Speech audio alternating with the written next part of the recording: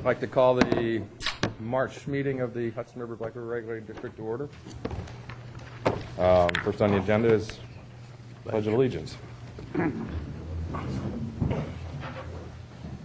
Pledge allegiance to the flag of the United States of America and to the republic for which it stands, one nation, under God, indivisible, with liberty and justice for all.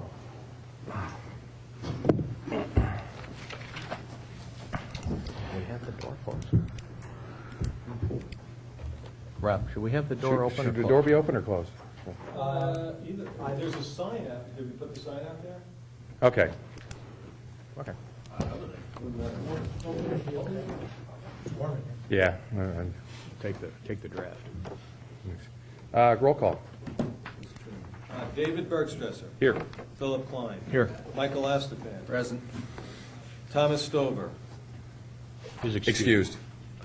I'm sorry. Albert Hayes. Here. Mark Finkel. Here. Michael Clark. Here. Robert Leslie. Here. Robert Foltan. Here. Carol Wright. Excused. Excused. Richard Ferrara. Here. Mr. Chairman. Thank you. I need a motion to adopt or revise the meeting agenda. Is there any discussions from the last meeting? Motion to adopt. Do I have a second? Not second. Okay, I have a motion to adopt and second. All in favor? Aye. Opposed? I didn't get a list. No guests? Okay. I don't know of any need for an executive session. Is there any motion for? Okay. So there will be no executive session at the end of the meeting. This is going way too fast. Public comments? I have none either. Okay, no public comments. Let me take a minute and catch my breath here. We're sailing right along. Now we get into the Number 8. number 8, approval for the January organizational regular board meeting minutes. I need a motion for that. Motion to approve the January 11th regular board minutes on page 1 through 8. Any discussion on anything in there? Make a motion. Okay. I have a motion. I have a second. Second. Mr. Klein. Motion and second. Any more discussion? Organizational also meeting. In the organizational meeting? Was I here for that? There was There's a motion for the organizational meeting also? Is it Correct. same motion? Isn't it the same motion or is it two separate? No, we motions? have two separate motions. Wait, two separate minutes. If we did the first one already? Okay. All right, the first one would be for the regular board meeting? Correct. Okay. Do them in either order, but we happen to do the regular. Okay. Well, let's, what do I, So you have a motion and a second. motion and second on the regular board meeting. All those in favor? Aye. Opposed? One abstention. Okay. We have an abstention. Now, I need a motion to approve the minutes for the organizational meeting from January. So moved. Mr. Klein. Second? So I'll second. Okay. All right, motion and second. All those in favor? Any discussion on the organizational minutes? All those in favor? Aye. Opposed? One abstention. Okay. I guess we'll go right to the report from Mr. Clark, as acting director. Thank you, Mr. Chairman. My report begins on page 9 of your board package. The past 2 months of this, since our last meeting, has, on the part of myself and senior staff, seen a continued effort in almost on a daily basis of dealing with and planning for remedies to our financial issues that we face in the Hudson River area. Many discussions and internal meetings to work out the scenarios and plan for the future. Also have met with various members of the public during the winter doldrums, and that has taken the bulk of the time as acting director. Happy to entertain any questions that anybody has. I'm drawing, who's Tim Widener, is it? That gentleman is, that was interesting, actually. He is from a small museum in the city of Glens Falls, who apparently is putting together a series of exhibits on the industry along the Hudson River, obviously which greatly influenced the city of Glens Falls, and wanted a perspective on the regulation of the Hudson River and some historical background. I did meet with him. I had showed him the DVD that was done for the Hudson River area a couple of years ago. Showed him some of the historic photos that we keep at the office. He wants to put together a display, and Okay. aside from just the logging industry in the paper, he also wanted to, some representation and at least some information on what the Hudson River Black River Regulating District does. So I spent a few hours with the gentleman. Positive input for change. Than rather somebody coming after. Ah, thanks. Anybody have any questions for Mike? Okay. Board committees. We had some discussion. I think we're going to, I named some board committees, or I kind of juggled them around. Do I have to read them off? Or? However. Yes. Okay, why don't we just do it that, and I think I will, we're going to have some discussions and maybe amend it next meeting for the entire system. Way too many papers. No, here's a copy. This what you're looking for? Yeah, that's one. For now, thank you. Executive committee, will be myself, the first vice chair, which is empty or vacant right now, and Mr. Hayes. For governance committee, chair is Mr. Astafan. Committee it will be, and the others, Mr. Hayes and Mr. Stover. Operations committee, chair Mr. Hayes, Mr. Stover, and the open position on the board right now. Public relations, like Mr. Klein to chair that, with Mr. Finkel and Mr. Stover as members of the committee. Finance, I'd like to have Mr. Stover chair that, Mr. Astafan, and the open seat to fill that third spot. Audit committee, Mr. Finkel to chair it, Mr. Stover in the open spot right now. I'm sorry, what committee was that? Audit. Thank you. Permit system, Mr. Hayes as chair, Mr. Finkel and Mr. Klein represent us there. Procurement, I'd ask Mr. Astafan to chair that, Mr. Hayes and Mr. Finkel to sit on that. And for employment and compensation, Mr. Finkel to chair that, with Mr. Klein and myself being members of that committee. For now. Any questions? Nope, it's fine. Okay, we also have a vacancy, the first vice chair. We have an opening for first vice chair position. Are there any motions off the floor or nominations? I'm sorry. Any nominations for first vice chair? Will we nominate Michael Estefan? Second. Okay, we have a motion, or a nomination and second for Mike Astafan as first vice chair. Any discussion? Okay. All those in favor? Aye. Aye. Who was the second on that? Phil, Mr. Klein. All right, so we've filled that position. So he'll also be the executive committee member. Congratulations. He'll be duly compensated. Same compensation everybody else Got it. receives? Double. Look That'd be forward, none? Double what you're making. Just before we get into the Sure. committee sessions, I just wanted to just mention to everybody, although we have a small audience today, just the passing of Paul Cornell, Yes, I'm board sorry. member. Unfortunate, Is- unexpected. Is there anything that you do in particular? I know what we do fire department wise. Is there anything we do in the minutes for Mr. Cornell or as a tradition?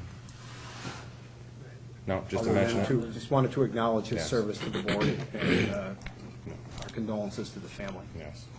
To be missed. You might want to mention that we did, the board did send flowers, and there were a number of board members that attended the wake. Oh, good. Okay. And funeral. There was a And, shock. I believe that staff also did that, and We did. we should probably point out for the record that those were personal contributions collected in order to do those things, Okay. not regulating district dollars going towards those memorials. I assume that. Thank you. Yes. All right, we'll get into committees. Permit System Committee. I see no business. Get on to governance. I have a question on the Sure, permit, I'm sorry. if we could. Just, could you give us a rough idea, Mike, if the permits are coming in the expected amount, percentage-wise? We, at this point, we have, in terms of the overall dollar amount, we're probably, About 310,000. in other words, 75% of the receivables are in right now. Pardon me, okay.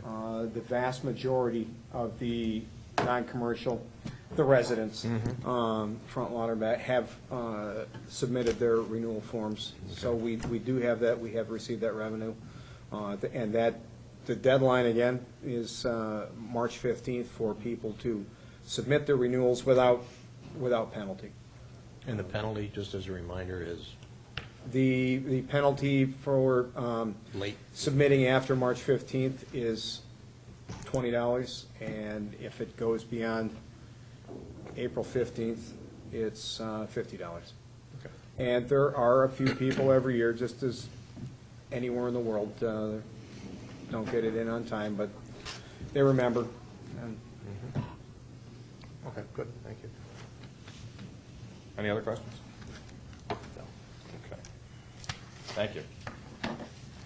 Governance Committee. Okay, I'll open the governance committee. Being no old business, go to new business. Under letter A, mission statement and measurement report review. I would ask that Mr. Clark give his presentation to the committee. Thank you, Mr. Astafan. I'm kind of going to approach this mission statement and measurement report in conjunction with our discussion of the annual report. One requires the other. They're intended to be done together at the same time. The annual report is actually mandated by our statute, and the purpose is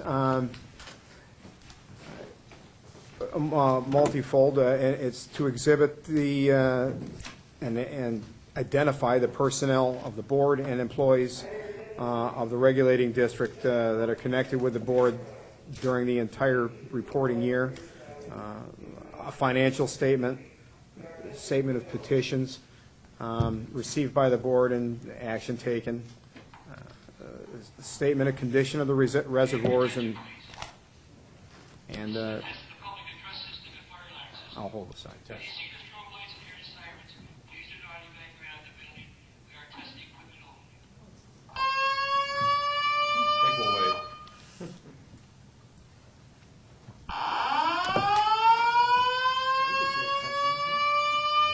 That would chase me.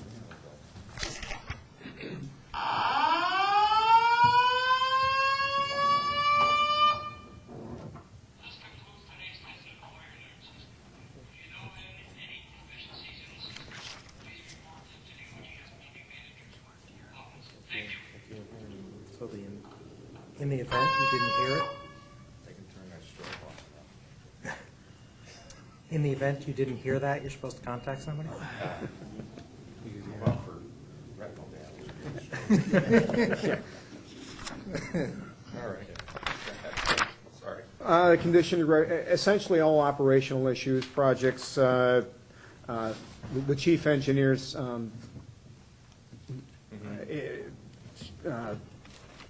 compiles a huge part of this report. A lot of it's the operational information for all the reservoirs throughout the year. It's pretty much what you'd expect in an annual report. Additionally, and you will notice on, before I get to that, let me just say that these were distributed electronically to board members through email. The annual report, if any board member doesn't have a copy with them at this time, or if anybody else wants to see it, is here. At the same time, we also do it's essentially an evaluation. In January, I had discussed a guidance document that was produced by the Authority Budget Office explaining the purpose of, the reason for having a mission statement and how to review our achievement of goals or how well we achieve goals. That the mission statement actually outlines. On page 10 of the board package, you'll find the annual review, mission statement and performance measurement. This has been done 1 year prior to this. This is the second year. And you'll notice the format is the format that the Authority Budget Office had advanced to everyone, and so staff had taken that format and essentially given its opinion as to how well the regulating district achieved those goals of the mission. I'll just read the mission quickly, although everybody's heard it. The mission of the Hudson River Black River Regulating District is to regulate the flows of the Hudson River and Black River for the purposes of flood protection and flow augmentation. With that in mind, you can see the staff's evaluation and the specific questions that kind of point to different parts of the evaluation. Obviously this is a draft at this point. It's not approved, nor is the annual report approved. It's a draft until such time that the board accepts it. So if the board concurs with staff's opinion as to our self-evaluation of our achievement of our mission, then we would note that. Yeah, we'd note it either way. What do you need? Do you need something from us now, or is there a date Well, this has to be done by? as far as the mission statement review, performance review, we need an acknowledgement that, just a verbal acknowledgement that board members have read and understood the responses and the evaluation as a whole. And as far as the annual report, we need a motion to adopt. Right. Or- With respect to, I mean, it's two distinct and separate items. The annual report, we typically, I think, pass that in May, deliver it in before the end of our fiscal year to the Department of Environmental Conservation.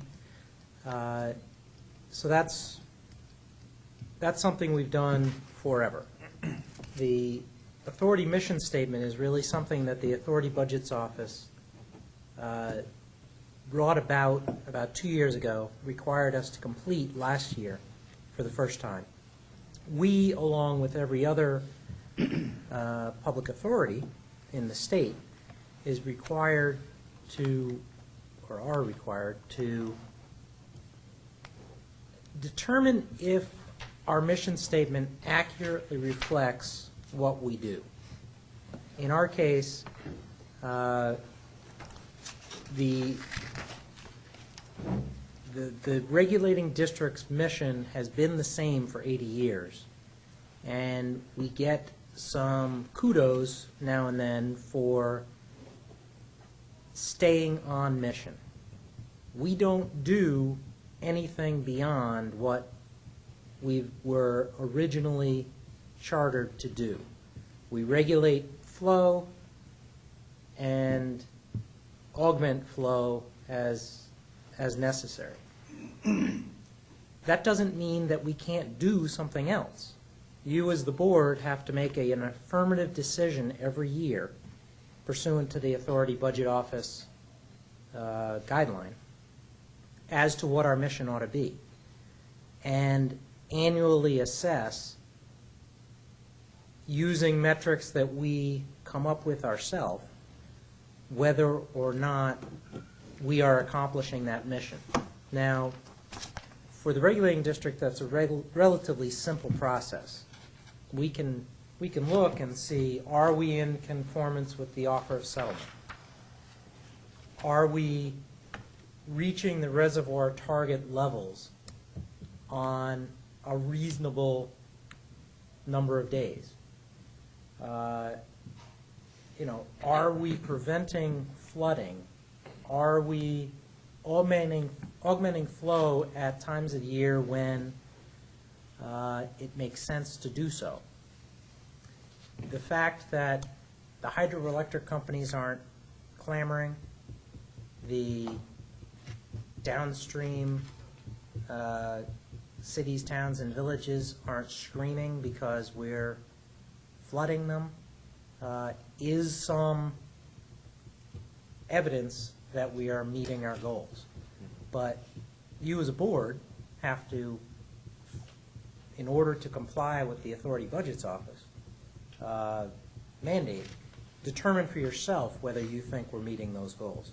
Obviously, if we were, an authority that ran 52 different mini hospitals, it would be much more difficult for you to assess that piece of this. Once you've done that and determined whether or not we've accomplished all those goals, we also need to go through and answer these questions on page 11. And from my perspective, the one question that really changed, the answer to one of those questions that really changed, is number 4, describing the role of the board and the role of management in the implementation of the mission. We have traditionally looked to the board as the sole policymaker for the district. And in doing so, got to the point where we, staff, and my predecessors in counsel's office, really determined that the board was the sole policymaker and nobody on staff was a policymaker. The implication of that is that none of the staff were considered policymakers for the purpose of the financial affairs disclosure that you, as board members, and just about every other state employee making over a certain dollar figure or as a policymaker in their various agency, have to file by May 15th of every year. We have 2 employees who are below the income threshold for filing that report, who, because of a change that staff are recommending in this performance measurement, will now have to follow through with that filing requirement. And we'll have to file the financial affairs affidavit, just like you guys do, like I do. I think Rob was filing it before also. Do they get, in turn, identified as policymakers then? Yes. Okay. Actually, more, I think, if I remember right, I had a discussion with Mike. By definition, they influence, that they recommend. Isn't it how it was worded, by definition? Yes, it is difficult. It wasn't that they were verbatim policymakers, but they were involved in In the decision, making of the Right. decision-making policy.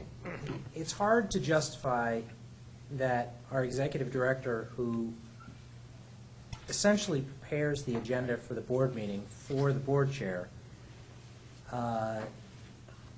does not influence the decision-making of the board chair at the board meetings. If you're setting the policy, or if you're setting the agenda as to what's going to be discussed, you're pretty much influencing the discussion and therefore influencing the ultimate policy determinations. So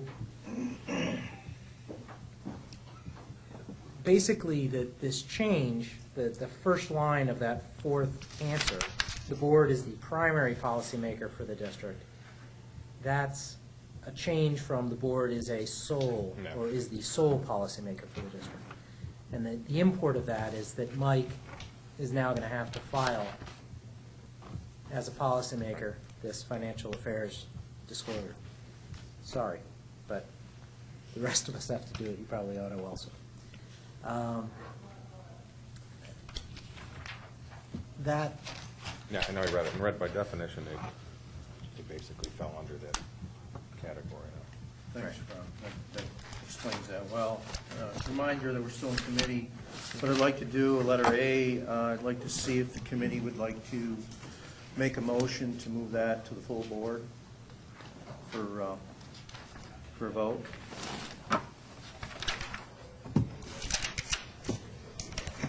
No, do you, Albert? Make a motion. Motion made? Motion. Okay, is there a second to the motion? No, do you? Would be you.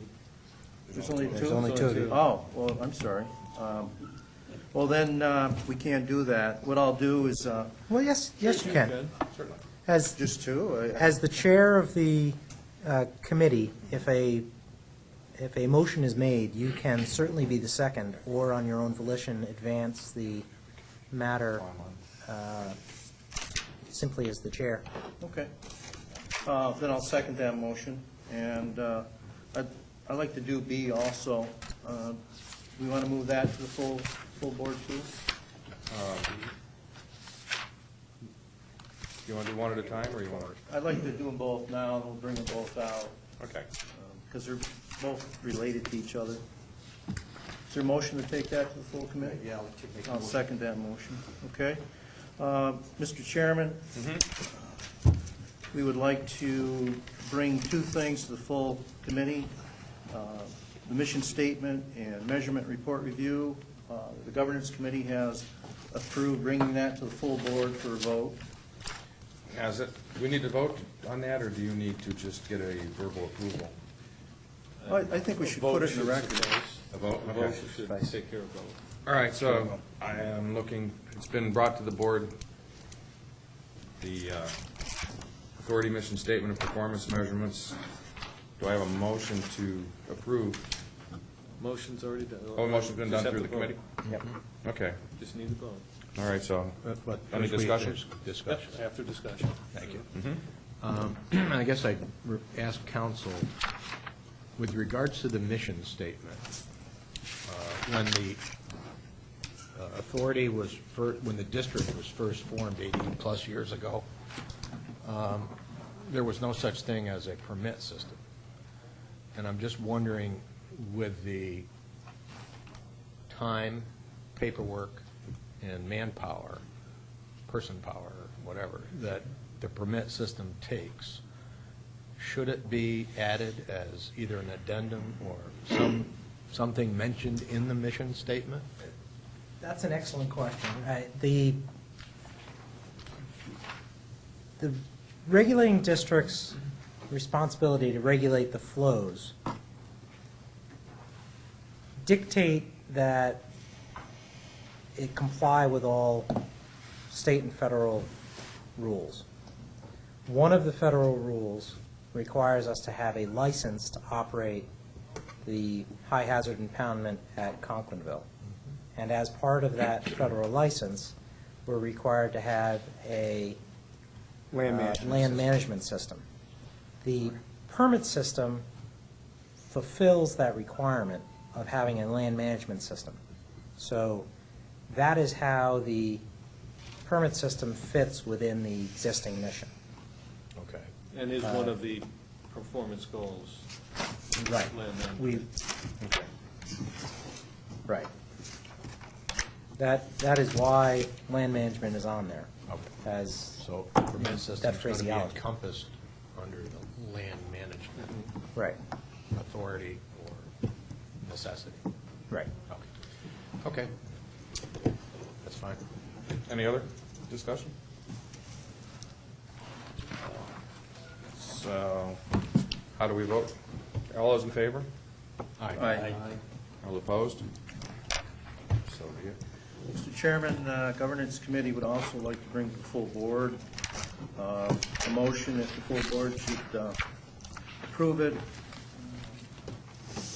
to accept the regulating district annual report as it's was presented to us. Okay, did everybody receive an email copy of the annual report? All right. And so we have a motion on the floor. Any discussions on the annual report? Any questions? Has the draft been put on the website yet? Or don't we normally do that? No, the only thing on the, well, other than the blind, There's a blind link that the Yeah. board was given. Right. We have not The only put the public- draft out there because it's not yet, Because we haven't it's just a been draft document at this point. Okay. it will, As soon as we last approve year's it. report is public. Yeah. And upon your approval, I will be putting that It'll be link out in the public authority report system, so all agencies Right. who have a requirement to look at it or to Right, and then say we'll, that it's. and we'll update our own website. put the- We'll make it available. Correct, Good. correct. That's fine, thank you. Okay. So, any more discussions? So, all those in favor of approval of the last year's past annual report? Aye. All those opposed? Aye. Thank you, Mr. Chairman. We're back in committee. Letter C, resolution to extend legal services. Hand that over to our attorney. Okay. This is a legal services agreement that was entered into with David Chervin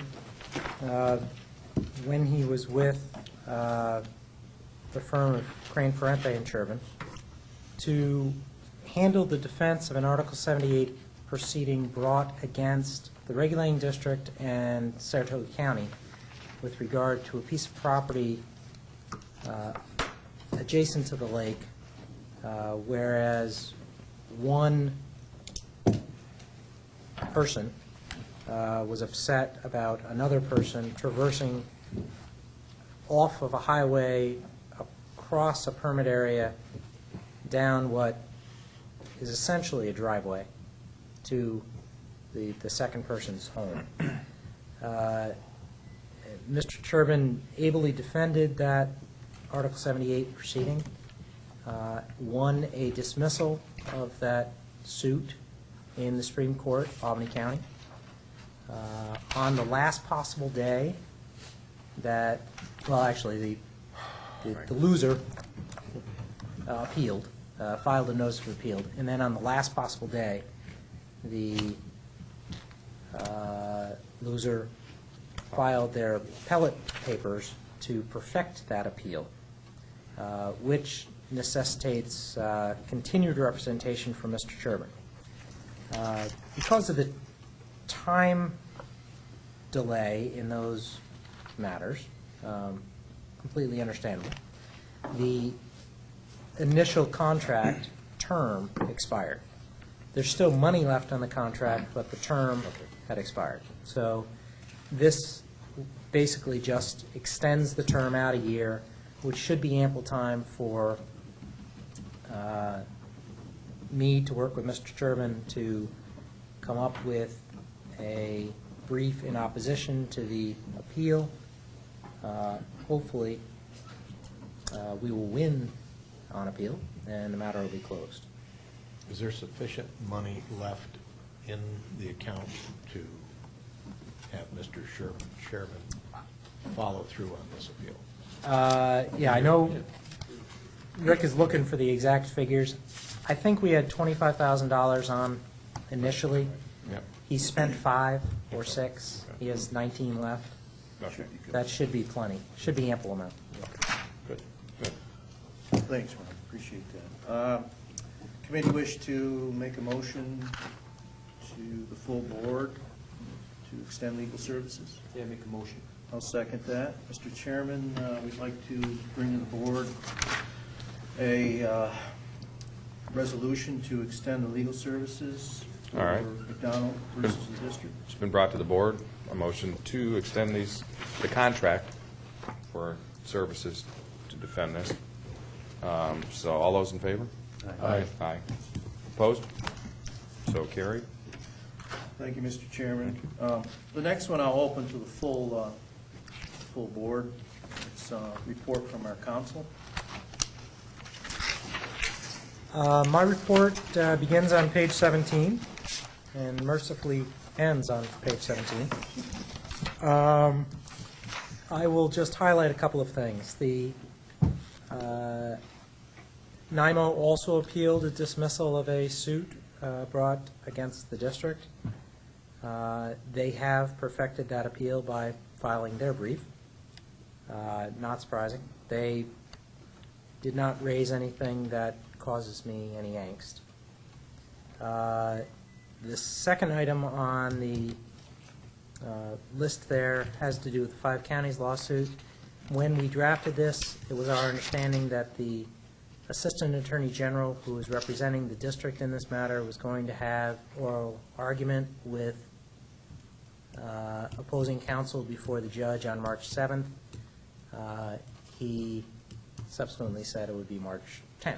So So that's a it wasn't tentative date. yesterday, it's later this week. So we still don't know. And those arguments are closed? Yes, my understanding is that they're going to argue in camera, which means just the judge, the 2 attorneys, no clients. Quite honestly, in my estimation, that doesn't hurt the district too much because we would be showing up with me, who doesn't know the judge. They, the counties, 5 counties, would be showing up with the county attorney from each of those 5 counties, some of whom may know the judge, based on their proximity. Simpler just to keep that separate, and I think the judge made I hazard that the judge made an excellent ruling to make that an in-camera discussion. And basically, I expect that they will each be asked to articulate their arguments for and against the petition, and the judge will then ask questions to flush out his understanding of the facts and the law and help him to draw his own conclusion. Question. Seeing how you are not going to be able to be there, or not allowed to be there, if you want to use that Yep. strong a term, is that the attorney that's representing us in the state, is he familiar enough to answer? Yes. When we put together the initial brief Yep. in opposition to the 5-county suit, the Assistant Attorney General, Harris Daig, was right on top of it. We were very impressed by his command of the facts, his understanding of our history. He obviously had spent some time talking not only researching the matter, but also talking to people in the Attorney General's office who had prior experiences with the district. Okay. And spent a lot of time talking to us, So spent he a can lot go, of time talking to me. so he can go off the page, so to speak, and have Yes. a good recollection of the facts. And Yes. Okay. And he has asked for a meeting, I believe, tomorrow? So that we will Okay. have another opportunity to kind of drill into him the importance of a favorable decision in this case. Good. Thanks. Thank you.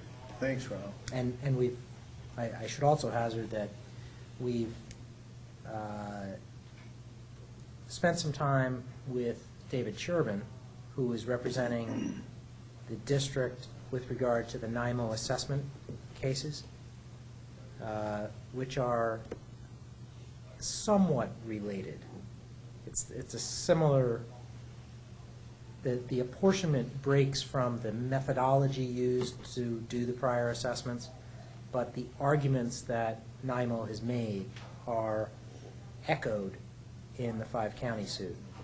And we've spent some time with Chervin and been able to convey Chervin's comments to the Assistant Attorney General so that our positions will be consistent. And we will again reiterate for Harris Dade, our Assistant Attorney General, tomorrow, the importance of maintaining that continuity between those cases. Is there a time frame in which the judge is either expected or is necessitated to come to a decision? I will offer a diplomatic answer. Yes, there is. The Office of Court Administration will eventually ding him if he doesn't answer, doesn't come up with a decision. I would expect, I have no reason to believe otherwise, that we'll have a decision within a matter of weeks or a couple of months, as opposed to a significantly longer time frame. And that's because it's Supreme Court? Uh, Because we have other cases that have been pending in front of We do. a number of judges for This, ad nauseum. this case is far less complicated than some of those other cases.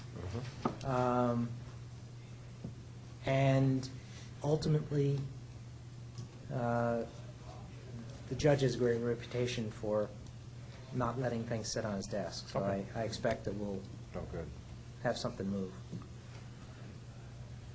Thanks, Rob, appreciate it. Mr. Chairman, hand it over to you. Thank you. Thank you very much.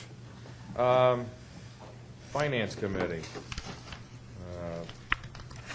Let's see. Mr. Stover is absent, so I will actually turn that over to Mr. Astafan. Well, thank you, sir. Congratulations. Yeah, it's all right. I'll open this to the full committee. Number one, we need to approve expenses on page 18. If you haven't had a time, or hadn't had time to look at that, if you please look at that now. If no one has any questions, I would entertain a motion to pay the expenses as documented. Separately? Yes, separately. Would you want Who's the other- separate, I'm sorry. do we need separate motions for that, or just I one? don't believe so. I was just going to ask who else is in the Finance Committee, because I wasn't writing it It's down. just, Mr. Stover's chairman, he's not here today, and Mr. Astafan in the open seat. We need a committee as a whole. So it has to meet as a committee as a whole. So bring it. So anybody can move it. All right. Then I'd be just looking at one motion to pay. Okay. You know, Expenses. as All right. presented. So is there a motion on the floor to approve it? I make a motion. A second?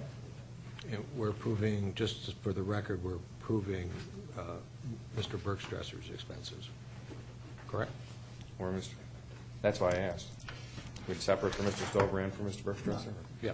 Usually we do, yeah. That's what I was- So you want to do it separately? Yeah. You want to do it separately? Historically, 1, 2, 3, 4. We got enough. Expenses have been. We got enough. we've Okay. been- I was Okay. thinking Expenses have that, been approved yeah, for the group. I was thinking not if someone, per individual. if someone excused themselves, that we might not have enough. But we do I'm- have yeah, enough. I'm going to We got abstain. 4. I don't believe there's a need. So I'd make a motion. Did you make a motion? You made the Yeah, motion? make a motion. I'd second the motion for To the approve total expenses. Total expenses? Okay. All right, so motion and second. All those in favor? Aye. I'd like to abstain. Okay. Opposed? So moved. Can I Okay. point out one thing concerning the report, Certainly. which is on page 18? At the bottom, you can see that there was an affidavit included, or I'm attesting that these expenses incurred were reasonable and incurred in performance of district duties. I'd also like to point out that these expenses are only the expenses of the past month that were paid to board members and are not the total expenses of staff. So I'd just like to draw the board's attention to page 28, which is the last page of the general board financials. And if you look at the second account down, which is 5710, travel and meetings, the budget amount, which is 41,000 and change, the expensed amount, which would include that $947, the expense to date is $8,658. So each month, I'll make sure that I point that out to the board, that what the board is approving is actually only for the board members. Okay. And the board is not approving all expenses of staff and. So that'll be the norm from now on? Yeah. At each meeting. But the We'll 80, just- We'll approve the board. Right. board The member 8,000, expenses. again, is through February, so From that's from January July. 1st or from July? Right, so that's basically. 8 months into the 8 months budget. in. Okay. Of the expenses that have been submitted. Correct. correct. Correct. Okay. So right now, if you were just to use simple math, we're running at about, 1,000 and change a month totally. So, I mean, We'll be we're under our budget anyway. obviously a far reduced rate than the $41,000 and change budget would have otherwise indicated, and there's reasons for that that I don't think we need to discuss unless the board. Trying to do our share to hold costs down. Any other questions? Okay, we'll move on to new business. Mr. Chairman, would you like the We'll just bring it on. financial officer to comment on any of that, or just bring it to the board for a motion? Just, I'd like him to go, just comment on Anything you need to report to comment? Paris. Is there anything we should know With about? regard to my report, or are we still? No, we're still, Letter A, under 3. we've done Berkshire, we haven't done Stover. Oh, I thought we would, No, we did. the No, we whole did them thing. as a whole. We did the whole Did it the thing. whole We did the thing? whole total. the motion was Okay. as a whole. Number 3, letter A. If you have any comment, if you don't, that's fine. On the motion to authorize? Yeah, any- To submit budget and Well, finance that plan. I'd certainly like to discuss Yeah. briefly, and this is just to refresh the board's memory. We discussed this at the January meeting, that public authority law does require all state authorities to file through the public authority report system what is called a budget and financial plan, which is on page 20. I think the discussion was around the last 3 years of this plan, but let me go from left to right and just explain very briefly what this plan represents. The very first column is the actual financial fiscal results of the district, which have already been independently audited, and that was June 30th, 2010. So that's what that column represents. The next is actually, for the current year, we take what we're through 8 months, and then I extrapolate and come up with an estimate, and that is the second column. Third column is the third, is actually the budget, the last year of the current cycle, third year of the current cycle budget, and that would be the period ending June 30th, 2012. Again, that's right off of the budget that the board has already approved, and it is the last year. This coming year will be the last 3-year year of cycle. our current 3-year cycle. The last 3, which is where our discussion revolved around in January, the authority office is also asking for, they call it proposed. I call it, it's just an estimate. And they're asking, what do you think you're going to look like for the following 3 years? And for us, because we're kind of unique, those 3 years happen to represent the next upcoming 3-year budget cycle that the board will be approving, not until next year. So first and foremost, this is not the board-approved next 3-year budget. This is just an estimate, and I did footnote a couple of spots. Under the rental and financing, it's under other operating income, I have a note 3 there, and all that does is reflect any of the contractual increases in our water usage agreements with Erie Boulevard and also up in Stillwater. So we have 2 water usage agreements that go out a number of years, and they escalate at 3%, so it's just contractual. Coming down under salaries and wages, that footnote 2 reflects the salaried wages for the current staff and the current run rate we're at. Any other contractual or union, for the union agreement which is passed, so it would reflect any union increases there. And we also added 2 additional maintenance crew salaries For the 3-year cycle? for those 3-year cycles. Question? Yes. I don't see it specifically, so I'm sure you Sure. included it, but the retirees' expenses would be lumped into where? Correct. Under other employee benefits, Okay. that number includes current health, dental, pension, all benefits for both current staff and retirees. So it's gone down. It's gone down because it's now starting to reflect depending on what you're comparing it with, the original 3-year budget included the folks that we laid off back in May of 2010. So that's why that number is, both the salary number and the benefit number is lower than it would have been if we would have maintained the current staff levels. That's also the driver behind, let me just go through which this may have some discussion. Under the footnote 1, where they're showing a principal and interest payment, that reflects an estimated 20-year debt service schedule that I put together that would be reflective of an $8 million coupon bond that would cover capital projects at Conklinville to replace each of the 3 valves and to do the embankment work. And I would defer to Rob Fultan for the detail of that, but that was an estimate that the chief engineer put together. Again, and I used a 20-year note. I could have used a 30-year note. I could have used a 10-year note. I used a 20-year note because I thought it was reflective of what we might actually do in the upcoming budget I cycle. understand what bonds are. Correct. But what's a coupon? That's the same. Is it? It's a bond. It's just a bond. There's a number of, at the end of the day, yes. But if I can. Please. The definition? Yes. On a regular bond, there's a maturity date. Correct. On a coupon bond, there's a number of maturity dates that come with the bond. Correct. You literally cut the coupon off the bottom, send it in, and get your money. No kidding. That is correct, and which is what the district has done historically, Yeah. and has generally been 2 coupons per year. Interesting. We get it in increments, so to speak. Or the people will get their money back.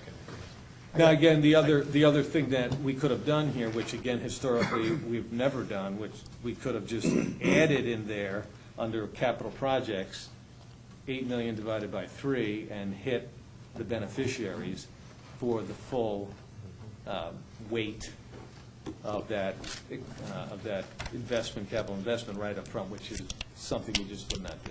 It makes no sense.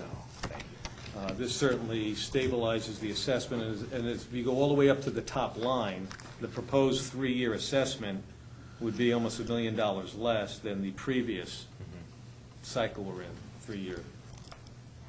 Yes. If I can. I don't mean to beat this horse too much longer, but on the retirees, it just seems like there's a significant decrease in the expense to the district for carrying the benefits for, and I think you labeled it as all under employee benefits, other. Other, correct. Right.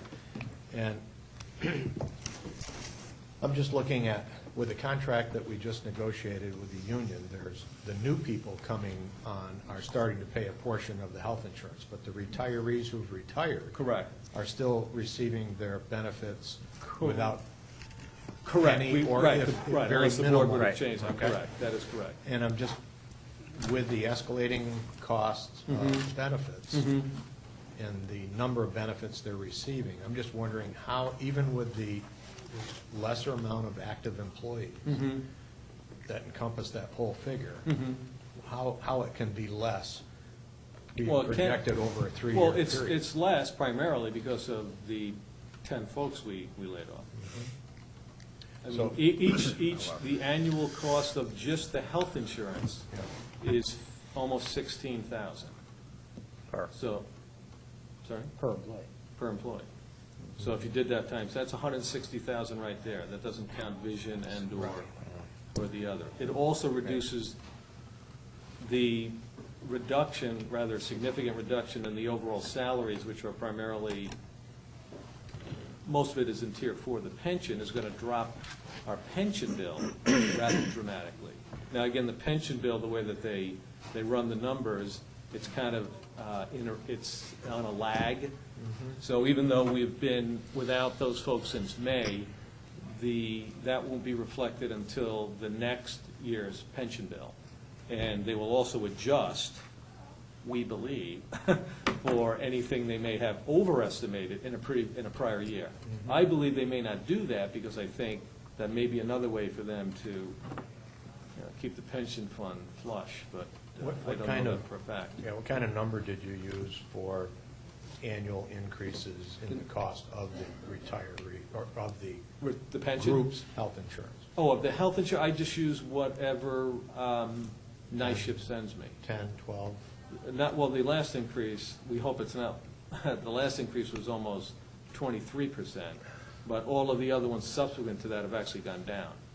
Okay. Now, these are total wild-ass guesses, I believe, on their part, but I generally don't, again, Well, I'm sure they got a formula, Right. how they came up with it, I don't know. when we get, Okay. again, this is not the board's approved budget for the next 3 years, so I did not spend a lot of time fine-tuning some of those numbers. I absolutely will. Okay. Obviously, once we get closer to developing the next 3-year budget.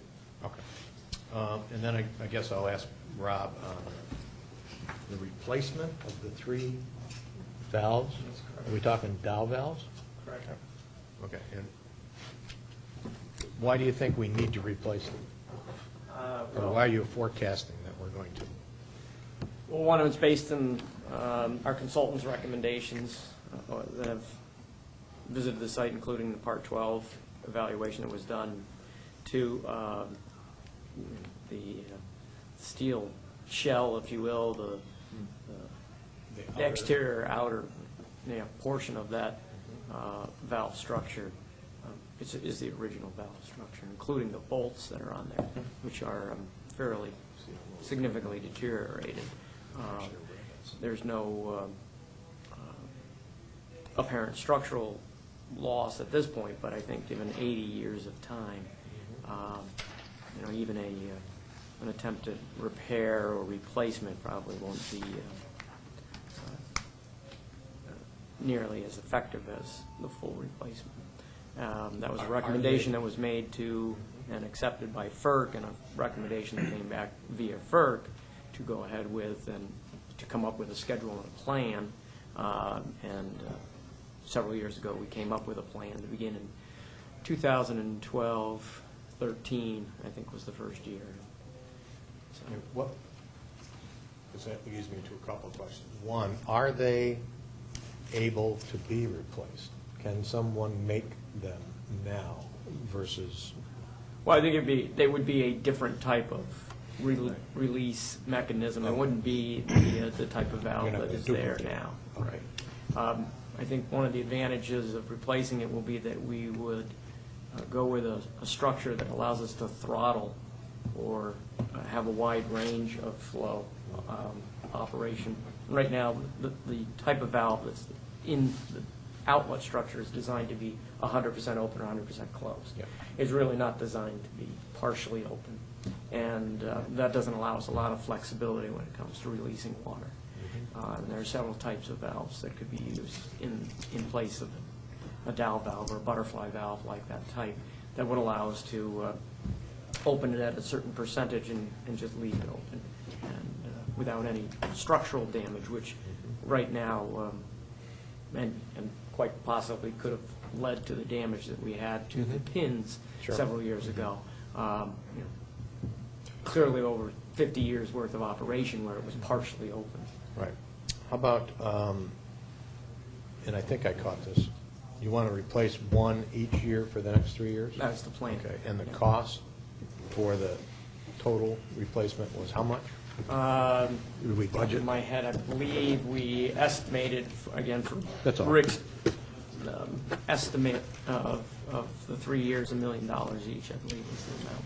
Okay. And the rest of it was the reinforcement of the embankment? And we have issues with the embankment, again, based on consultant recommendations. As I remember, I thought the estimate was a lot higher than that for the embankment reinforcement. Well, it will depend Okay. entirely upon the consultant evaluation for remediation. Okay. So, but for the purposes of Rick's exercise, Budgeting. yeah, Rob, kind of came in the middle of the road. I Rob, think. the valves, are they electronically controlled or manually? The new ones? New ones? Yeah, the new ones. Well, no differently than they are now. There would be an electrical control system on the main floor, the ground floor of the outlet structure, which would operate some type of hydraulic or,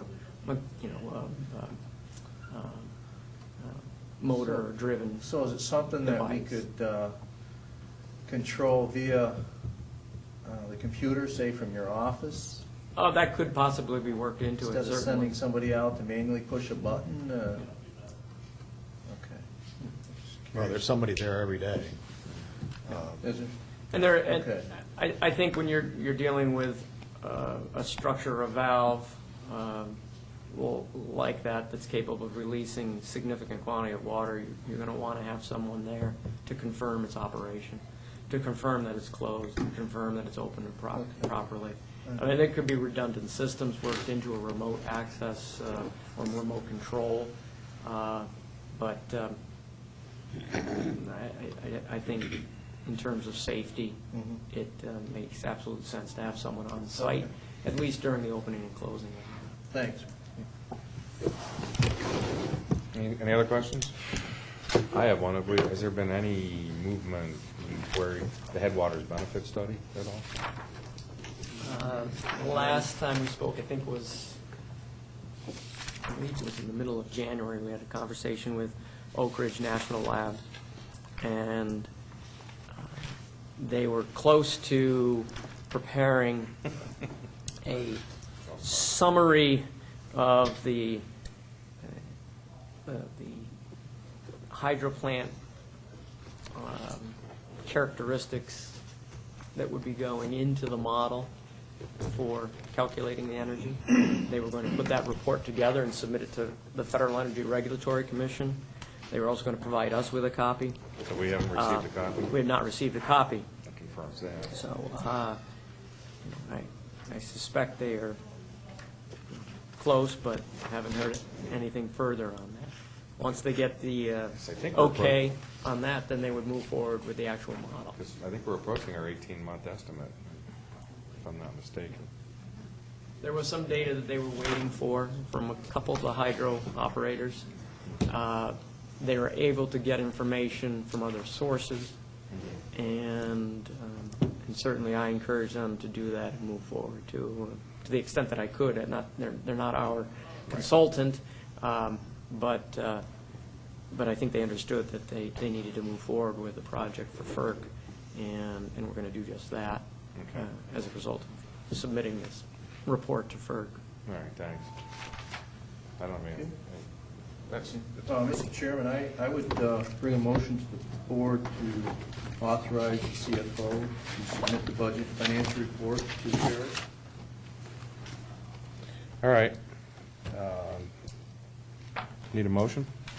You made a motion. You made a motion? A second. Okay. All right, I have a motion and second. All those in favor? Any discussion, any more discussion? No? In that case, I need to vote. Aye. Aye. All those in favor? Aye. Any opposed? And I guess I'll turn the Ayes next have one over it. to the CFO. Okay. Thank you, Mr. Astafan. My report begins on page 21, goes through 47. And my report includes the summary financials, which are on page 23. And 24 is the summary of the assessments received to date, which I think what we've received we're pretty much, I believe there's one item under Black River, which is, I think Brownville Specialty for 4,000 and change will be received. The Watertown River properties will be received, that's 2,700 and change. Krogan Island Mill may be delayed. There's several others that have a collectability issue around them, and I'll be reviewing that. And Beaverite Products is another, that's for 3,000 and change, that looks like it may possibly fall under the uncollectible, but we want to let it go through the entire process, that being reporting to, the statutory authorities who can lien on property, and that does not happen quickly. So I believe September, when's the next? Yeah, I believe this September time frame, October, we'll probably see some movement, at least on the NIMO, which, again, nobody believes, I think, on staff that we'll be collecting that, and that is the lion's share of the past due at Black River. That's 31,000. We don't believe that NIMO is going to voluntarily pay Pay it. it, correct. Eventually, we are going to collect it. I agree. Has DEC put Krogan Island out of business yet? They've taken out the logs, but I think periodically the mill still runs, right? I thought there was still one log. There is one log left, if I remember from speaking with Carol Wright. I know there was pretty much a concerted regional effort to try and get DEC to acquiesce a little bit and keep that historical operation so that it could continue to operate. I don't know where we are with that, and it's really not, doesn't fall under our purview, so to speak, other than the fact that they use the Black River power to run their mill. But if we could keep an update on that, maybe to the board members, all right? I got a couple items on page 20 with my summary memo that I'd just like to briefly present to the board. Along with this budget and financial plan, there were other reporting requirements that are on the docket, so to speak. Empire State Development, who oversees the minority and women-owned business enterprise authority to compel all state agencies and public authorities to provide goals as to the hiring of minority and women-owned businesses. Every year, you have to update that plan. And because we've been, for better than a year, in an austere situation, I'm suggesting, or to the board and recommending the board, I don't think we need a formal motion, but I'm suggesting to the board that I report our very austere situation to the Empire State Development as part of our update of our goal plan, because the goal plan works on your budget, and although I can carve out dollars in the budget that could be subject to, hopefully engaging an MWBE, the fact that the Hudson River is so strapped for cash that we're not engaging anybody, and I want to kind of get that across to the folks over at ESD and see if they can give me some guidance as to how we can formally get that into our new goal plan. And the goal plan has gone away from the number of engagements to the percentage of your spend. So it used to be I'm going to engage 3, and now I'm going to, my goal is 20% of our spend is going to be whatever. So I think because they have a lot of, they seem to have a lot of resources, because I spend more time talking to those folks than probably anybody else in state government. So they seem to be very concerned at, and they don't care whether you're the smallest authority on the block or one of the largest. They're just trying to make sure that everybody is providing the information, and we'll work, and we work with them. So, but I think we just need to get them to understand our current fiscal, plight, and Is there a mechanism with them that you send bids out and you don't get any from female-owned corporations or minority corporations? the plan also includes what our outreach efforts are beyond the fact that we use the contract reporter, which is the number one. So when you are a women or minority-owned business, you are told that the way this works is once we certify you as such, you need to look at the contract reporter. And if you're not looking there, then we're not going to have agencies reaching directly out to you. The fact that what we spend the great majority of our money on is, it seems to be either legal or some capital projects. I've spent a lot of time actually data mining on their own website, looking for women and minority-owned engineering firms that delve in hydrology, whatever, and quite frankly, there aren't any. So, and I also reach out to the folks at ESD and have them assist me in whether or not I'm missing something in their database, which is not very easy to work with. It's a very 20,000-foot level, so, and a lot of the firms that even look like there might be some kind of fit there are not from the area. They may be downstate, well downstate, Long Island or New York, and they're just not interested in the work. So in terms of outreach, we go the extra mile because we can, because there aren't a lot of procurement, so I could spend the time doing that. So nobody can accuse us of not doing that. So I will do that, and once I put the goal plan together, I'll bring it to the board meeting in April. All right, good. Let us know. Mr. Chairman, I'll hand it back over to you. Okay. Moving on to operations. Mr. Hayes. On your old business, I don't see any. Your new business resolutions to additionally award ice sluice remediation work.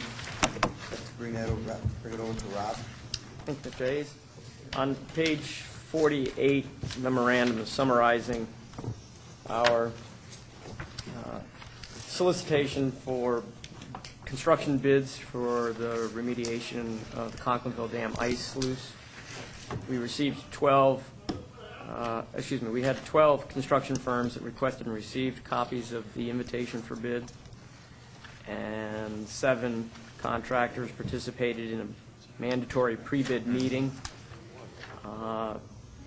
We advertised the work in the newspapers as well as the state contract reporter, and 3 firms submitted a bid by the December 17th, 2010 deadline. We made a determination of the low bidder, and had also in our possession our consultant's estimate of total probable cost, which was updated and modified by regulating district staff to be consistent with the actual bid quantities that were included in the solicitation for bids.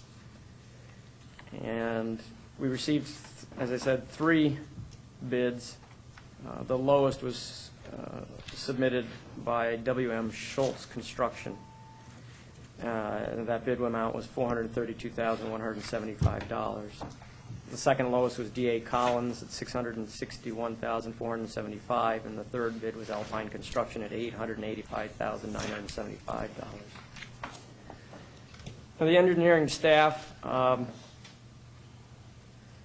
had, as I said, has identified the low bidder as W.M. Schultz.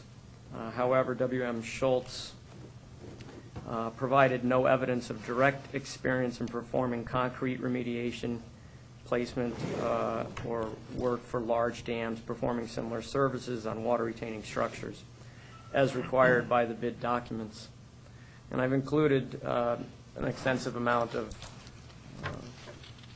the experience qualifications, both submitted as part of the bid request, as well as in response to a follow-up request that I had made by the 2 lowest bidders. to specifically provide a summary of the 3 representative projects of similar work that the bidder has completed, and those are attached.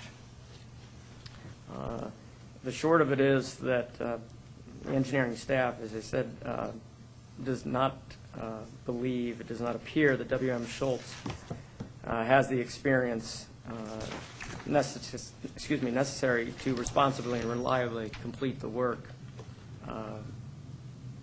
They, even with the subsequent request, were unable to meet the requirement of the 3 similar projects on construction jobs that related to dams and or water retaining structures similar to the work that's involved in our project. As a result, the staff identified D.A. Collins Construction as the second lowest bidder. We have reviewed their evidence of experience in the field of dam construction and confirmed that D.A. Collins Construction has the experience necessary to responsibly and reliably complete the work.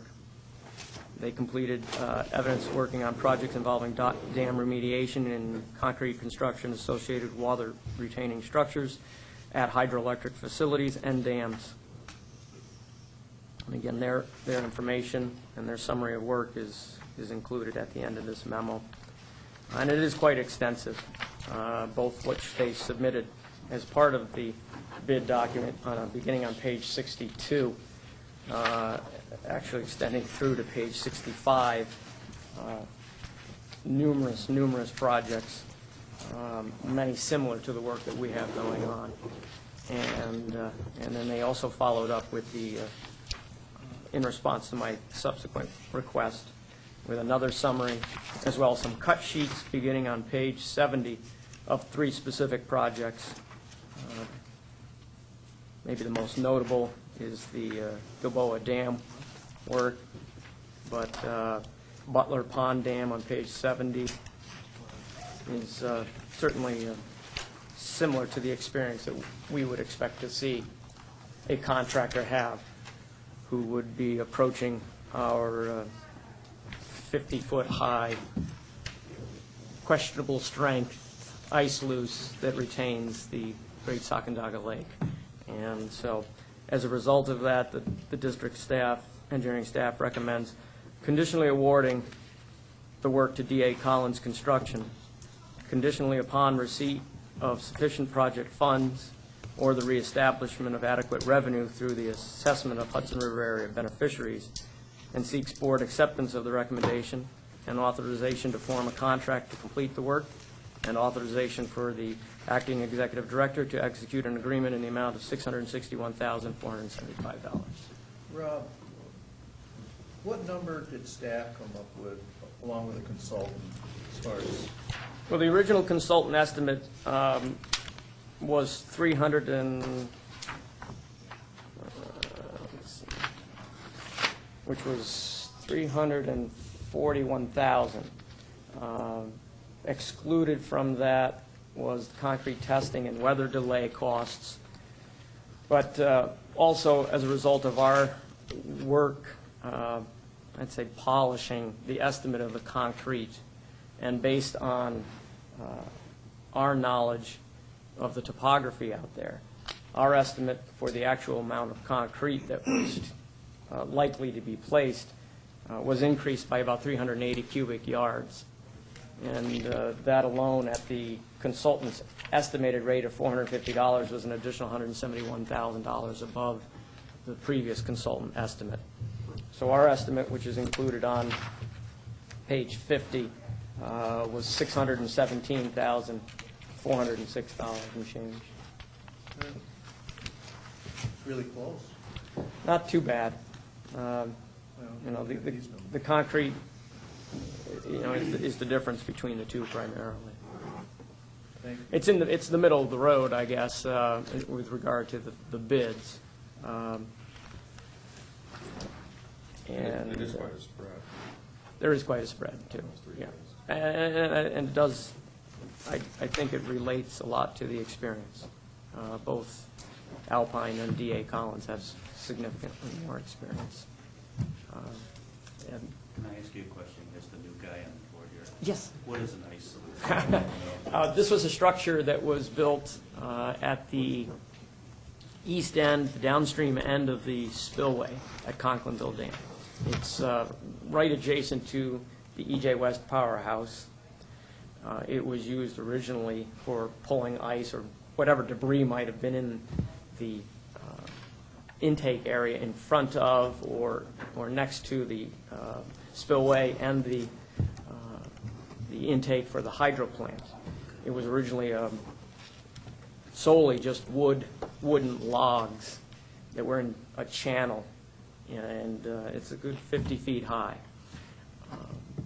It had been deteriorating, I think, sometime in the 80s when they resurfaced the concrete on the spillway and went ahead and placed some concrete in the structure itself between the logs. We have no indication of the quality or the placement methods, whether there's any steel. We suspect there's probably no steel in that concrete. The logs obviously have deteriorated significantly since 1985 when they or so, and it's somewhat of a concern in terms of the overall integrity of the structure.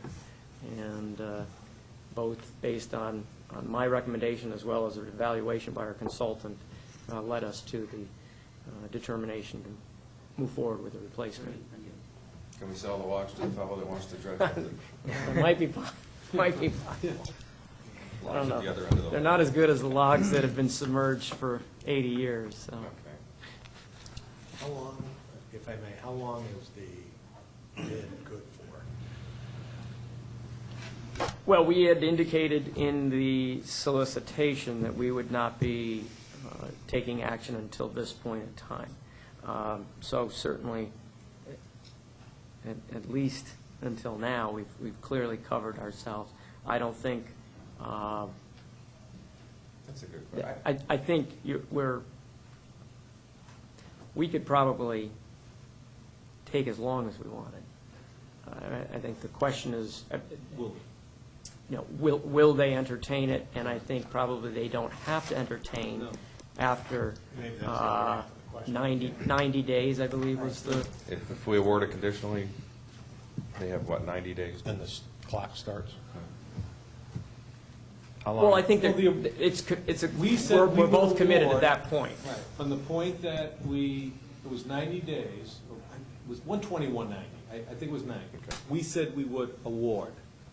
What we're suggesting here is that award be conditional, again, based on funding, or the available funding, and we also put that in the RFP document. So all of the bidders were aware of the fact that there was going to be a requirement for funding. Now, do they know that they sensed at that time that there's some maybe really long-term period? So once the board, if it so wishes, conditionally awards, from that point, we can negotiate a contract that, I think we could could ask. begin the negotiation, but I think because it will clearly continue to be conditional upon getting Funding. the approved funding, we probably will not take any of the even preliminary steps No. and would probably strongly recommend that the contractor not take any of the preliminary steps that they normally would in preparation for a job that they were going to roll into immediately upon notification to proceed and after we go through because we would not necessarily go through the process of contractor approval and OSC approval and Attorney General, although we could, I guess, could. and still have it conditional upon. we could, my point was that Funding. we could add those terms But they into all- an agreement that would, again, only have the work going forward at a point that we receive funding. Now, whether the vendor is going to be all right with that or not, we don't know, but I think the discussion has to be had.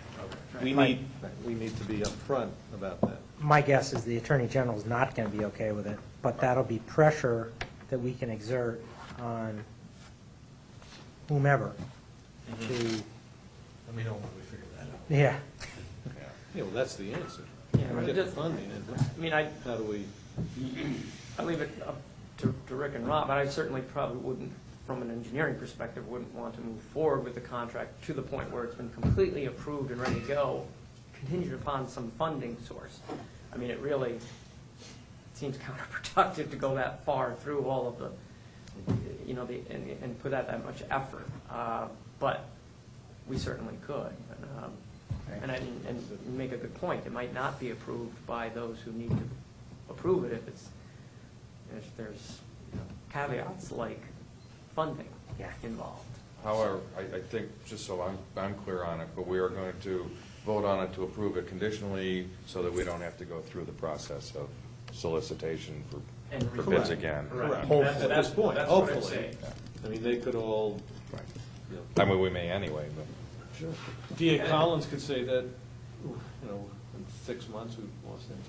They could say, we're only going to give you another 45 days. Right. or- Right. That's the discussion we need to They have. might, and But at least we'll proceed. But at least the board we get the conditional award out of the way and then we could start some conversation.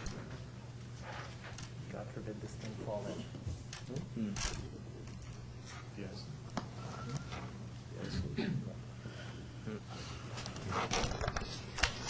Are there any questions? I don't have any more. Anybody else? All right, bring it up to the full board for a motion. So resolution on page 73. Okay.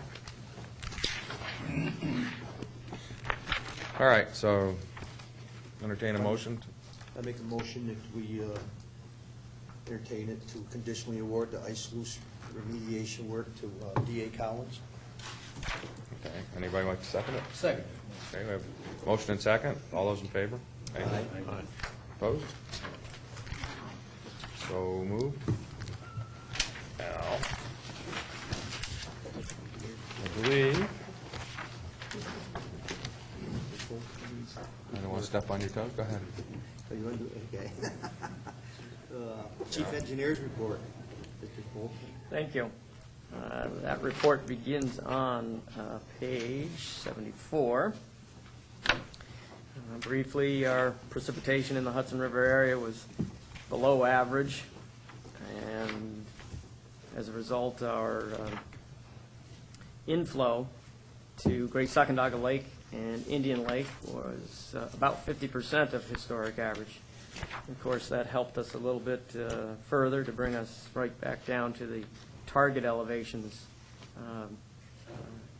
as quickly as possible, playing in our favor.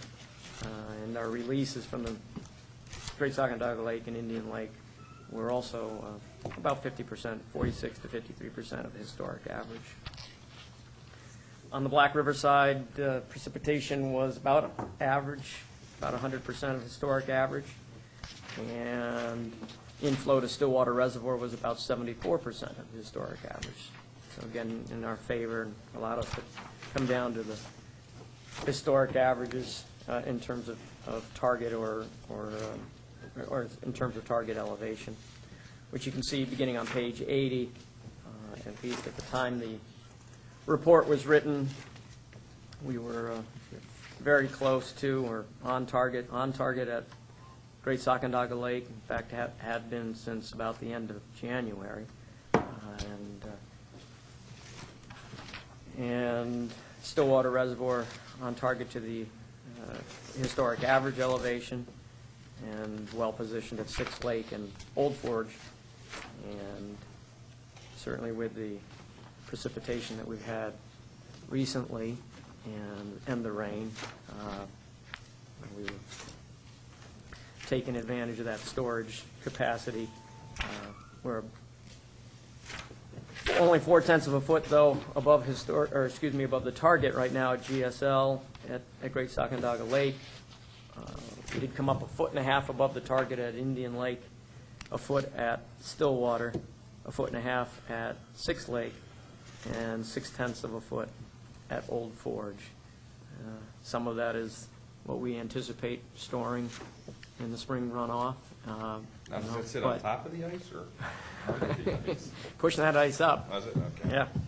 And, but we will now revisit, as I have every year, calculation of our water content in the snowpack and fine-tune the reservoirs position, hopefully all of them, hopefully to make enough, but not an excessive amount of room, and capable of storing the runoff that's coming in, sure to come in April and May. I think that wraps up my report, unless there are any questions. How much rain did we get this week? Some location, Indian Lake, I think probably held the record, all totaled 5.2 inches of precipitation, 19 inches of snow. I'm not sure about Black River, may have come close to that, and Sacandaga was pretty close too. But it was quite a precipitation event. So probably close to doubled the water content, I would guess, in the northern Adirondacks as compared to the previous survey estimates that we had. So. Thanks. I know there's a lot of rain. A lot of snow. Yeah, there's still a lot of snow. I know I'm holding on to no my part. Thanks. You're welcome. Go ahead, Al. Well, next we got Mike's report. It's a river area. Thank you, Mr. Hayes. Our chief engineer gave me an excellent segue. That snow has certainly played a big part in the activities of the Hudson River area operations. As you would expect, bi-weekly snow surveys, and it seems like every hour snow removal operations have kept our few people busy, and then some. There's been a lot more to do than that, however. Our main focus, in all seriousness, has been to process at the Sacandaga field office, has been the processing of the access permit renewals. As we mentioned earlier, probably about 75% in terms of dollars have been returned at this point, maybe a little bit more. So we are, as Mr. Farrar had mentioned, that's in excess of $300,000 to date, and that's a rough number. It's a little over. Our pared down field staff is, which includes all of us, are preparing for the spring at some point this year to begin field work. Work permit requests are coming in. Believe it or not, permit holders are coming in. And that preparation actually will make for a smoother start to the summer season with inspections and whatnot, and all the activities that the Great Sacandaga Lake permit system requires. And as a segue, again, snow, since Carol Wright is absent today and not feeling well, I said that I would also speak to her report. So I'll start again just briefly with the word snow. Pardon me. Yes, there's plenty of it. This last week has seen a massive increase, and Stillwater Reservoir was no stranger to it either.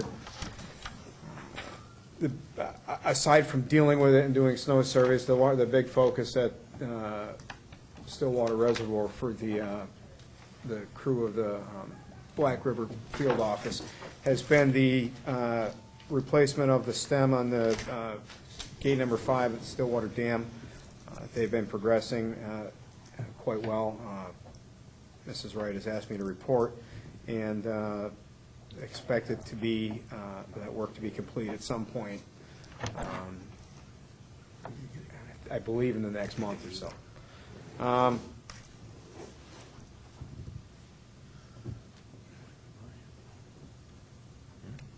And that, at this point, is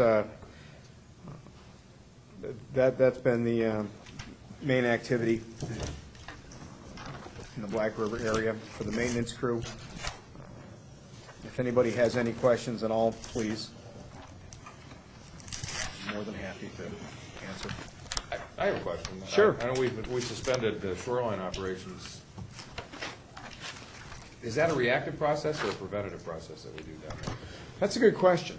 It is,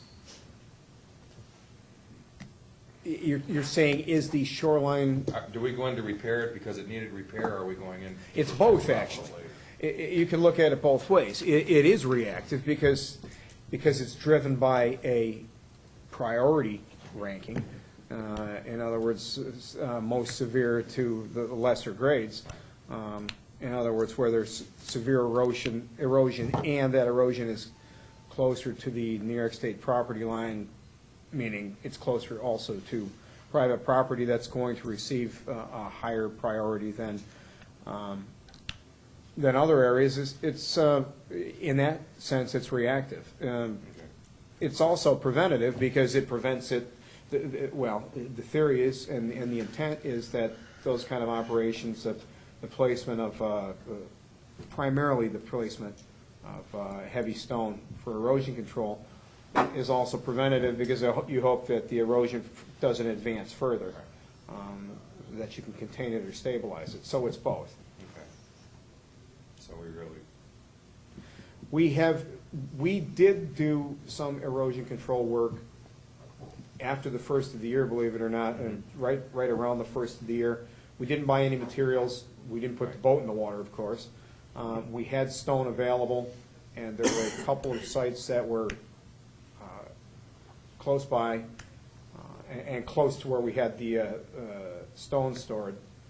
And the timing just worked out. They were also high enough on the priority list to, they were certainly worth doing. So we just utilized that available time that we had and did the work. But it has not by any means approached what the previous years have been, the recent years, in terms of a mile or so of shoreline. Good, thanks. Any other questions for Mike or Carol? No. Okay.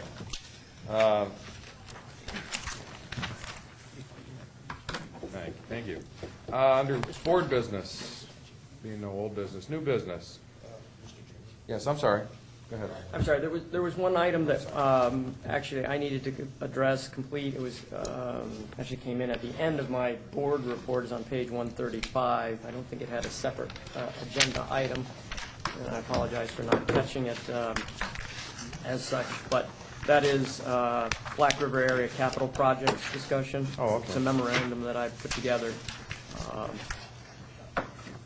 proposing the hiring of an engineering consultant to complete some budgeted work, a budgeted capital project as well as 2 new projects. And actually, this hiring would be done through a consolidated procurement process for all the work, since they are similar in nature. The projects are engineering design for rehabilitation of the concrete structures at Old Forge Dam, and the 2 new projects involve the completion of an engineering assessment at Old Forge and Six Lake. And the concrete rehabilitation was a project that had been budgeted. The board accepted staff recommendation to reschedule certain capital projects in the Black River area back in September 2010, which had been postponed. Among the projects which were rescheduled is the hiring of a consultant for the engineering design of rehabilitation of concrete structures and surfaces at Old Forge Dam. And that project was rescheduled to commence this month, and then will involve recommendation and design of concrete repairs and rehabilitation of the outlet structure, spillway, and retaining walls. And as I said, it was a budgeted item included in the 2009-12 budget. The 2 new components of this procurement are a response to an August 2009 Department of Environmental Conservation revision to its dam safety regulations, which require the owner of Class B or intermediate hazard dams, which is the Old Forge Dam, and Class C high hazard dam, which is the Six Lake Dam, to complete an engineering assessment. And that assessment will include a safety inspection and evaluation of the hydraulic and structural condition and capacity of the dam. And the assessments for Six Lake and Old Forge are to be completed by August 2012 and August 2015, respectively. And since they're similar in nature, we brought up the Old Forge assessment to this year. And in light of the fact that we had budgeted and planned prior to knowing that the engineering assessments would be required by DEC and remediation of the concrete structures, it only makes sense to have the consultant complete the evaluation, which will address all the structural needs, address any of the hydraulic needs, such that that information can be added to the design for the repair of the concrete structures at Old Forge. And so, as a result, staff seeks board authorization to solicit qualifications from engineering firms to complete the Old Forge and Six Lake engineering assessment and to complete an Old Forge concrete rehabilitation engineering design. I have a question. Maybe I'll address it over here. Rich, I know we budgeted for it, but you've been very creative, you know, because of the situation we're in, shifting numbers so that we can still keep functioning. Is that sum that was budgeted still there, or have we reallocated somewhere else? For the Black River? These are, all These three are of these Black projects are Black River projects. Right, and are all budgeted and the funds are available. The concrete remediation engineering work was budgeted. The other two are not because it was not a requirement until after the budget was passed. You're saying But they- we haven't touched Black River as far as altering Well, the budget, with the exception of, With the exception of general board allocation. Right. No. No. Okay. And again, presently, the Black River has $700,000 currently in prior year short-term investment pool reserves, to include what they already have in their current budget, which is $500,000 or so, which does not include the 3-point-something million they have in their Sentinel funds. Okay. So they're still well-funded, and in terms of those projects, the two not budgeted could clearly, I don't know what the numbers might be on those, but I believe that the surplus Yeah, we've estimated and the timing could also the get. engineering assessments probably only be about $12,000. Right, so, well, I was just concerned if it was shifted because of our current financial no, it's a good status. but it question. hasn't. No, it's- And then, if I might, I know it was before you got on. I think a lot of the Black River, we kind of put on hold to hold the money in case we had to issue a TAN, a tax anticipation note. Right. So I think that was some of the reasons why we put a lot of, Black River was solvent. Yeah. And we could have gone ahead with it. We kind of put those on hold to consolidate the assets over there. Thank you. But So there is So you- no, You'd be looking at two motions then? wouldn't you? I think just the motions be sufficient. Are we in a committee as a are we whole? in committee or? Let's bring it out to the board. How's that? yeah, we're in the board, kind of board business. Yeah, it's board business. Well, actually, no, No, we're it still. was under, Still under operation? Still in I operation. think it's operations, yeah, technically. we're in a committee as a whole. Mm-hmm. I'd make that motion. Sure. I will. Yeah. Bring it to the full board. Mr. Hayes, do you want to go to a committee of the whole? Yes. Okay, So I so believe he has it. He's the only one. Got to make that motion. Okay. This one brought to the board as a motion. Second. The second? What's the motion? Oh, I'm sorry. Just so I understand. Yeah. Is it for the 44,000? It's already been It's- budgeted? I think it's- no, it's- 12,000. To go out and solicit. Solicit engineering firms? Authorization to solicit qualifications from engineering firms, to Okay. complete the engineering assessments, Long Yeah. process. and to complete the engineering design remediation for the concrete So work this- at Old Forge. So at this point, we're seeking qualifications. Well, we're seeking So we're not qualifications. stating For that's all for this three. dollar amount. We're not issuing any. All three components of the projects. And you're combining both. They're all going to be done simultaneously. That's what we're, again, to kind of consolidate the procurement process and somewhat, we're trying to have all that work, design work and engineering work completed by one firm at one time. Thank you. Did you make a motion? Yeah, I made So Mr. Hayes was the first. There's a motion. There's a I'm a motion. second. And there's a second, okay. So we have a motion and second. Any more discussion? All those in favor? Aye. Aye. Opposed? So carried. Now we get Thank into. Now we can get into board business. That, Sorry about the. oh, it's okay. I'm new at this too. I'm learning. All right, board business, there are no old business, under new business. Ask Mr. Clark, a resolution to authorize the sale of some of the surplus vehicles. Thank you, Mr. Chairman. On page 144 of the board package is a memo outlining 4 vehicles and describing a lot of miscellaneous equipment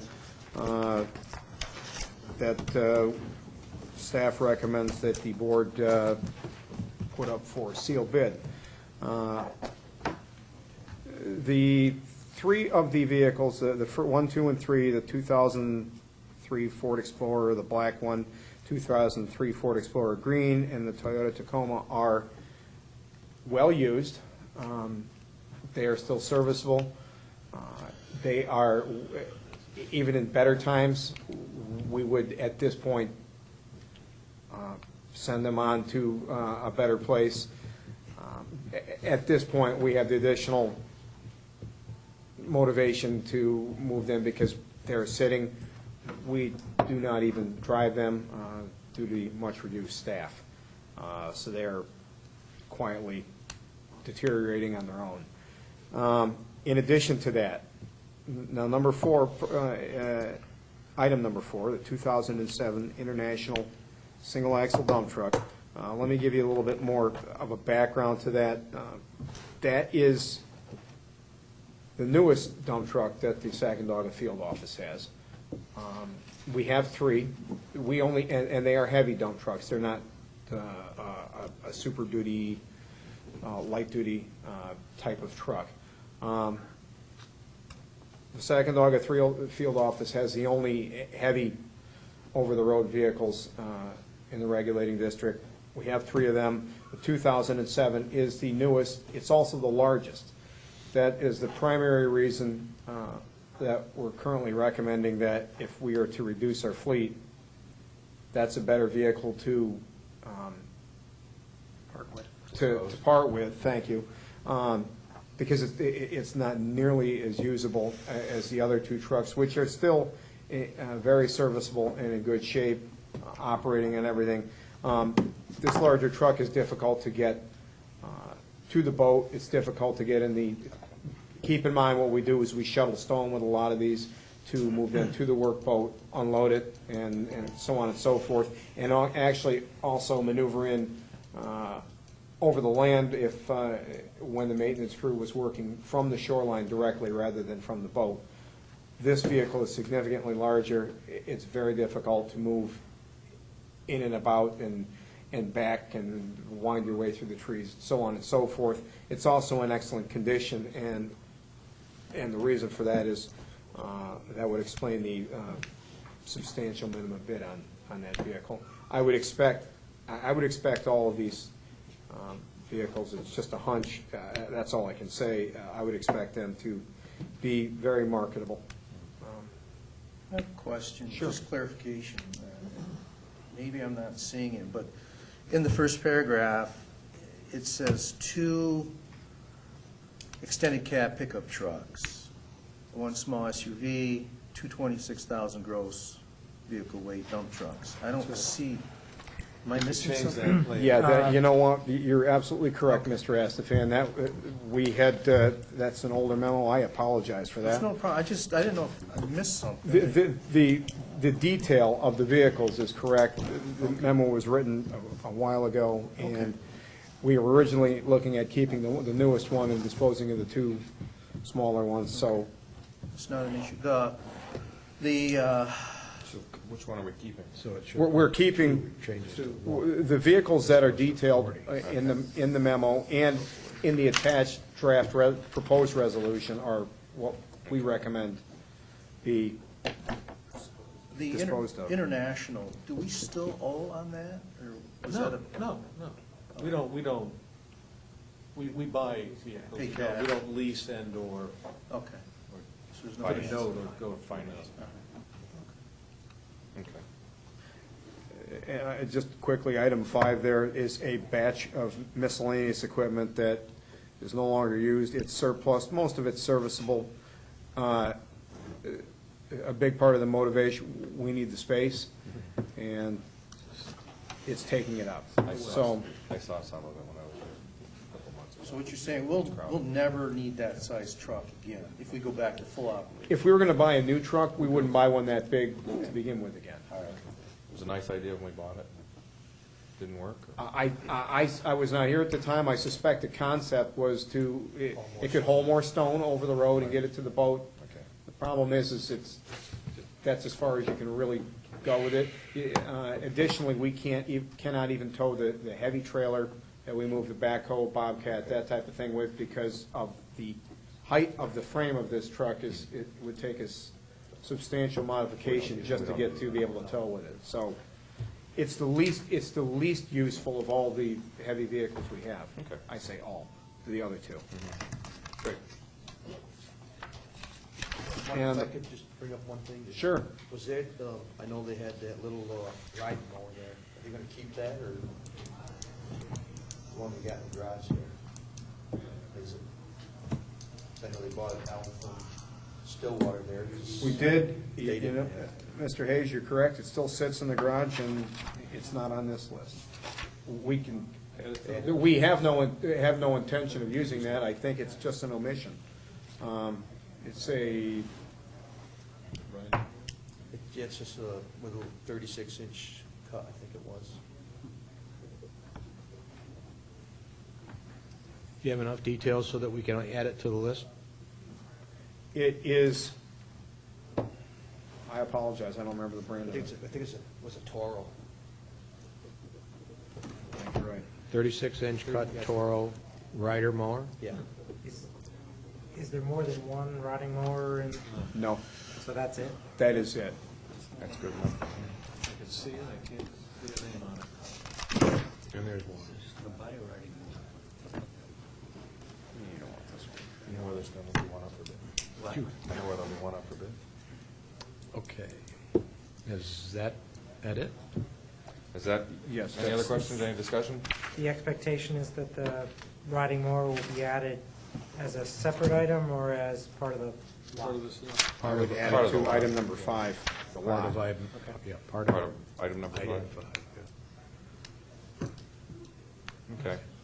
So, entertain a motion to approve the sale of the items as listed. I'll make that motion.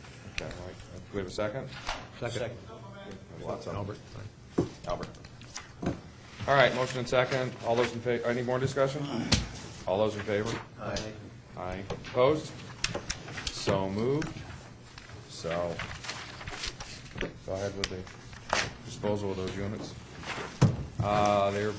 Any questions or comments from the board about anything else?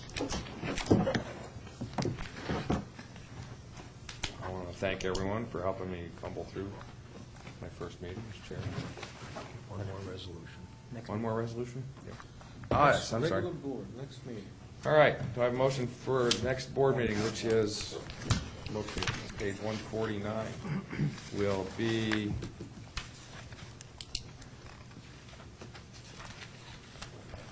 This would be the, Warren County. Warren County? Warren County offices, yes. Okay, Warren County offices on April 12th?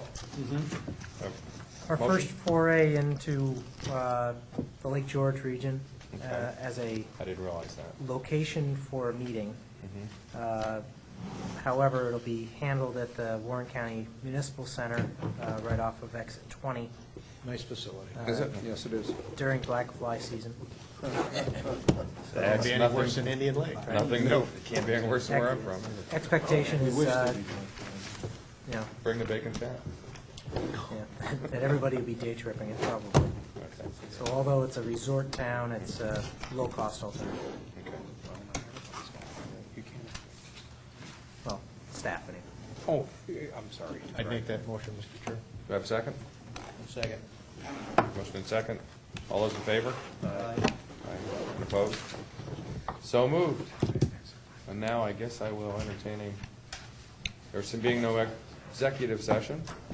Motion for adjournment? Make the motion. A second? Second. All those in favor? Aye. Opposed? Thank you very much.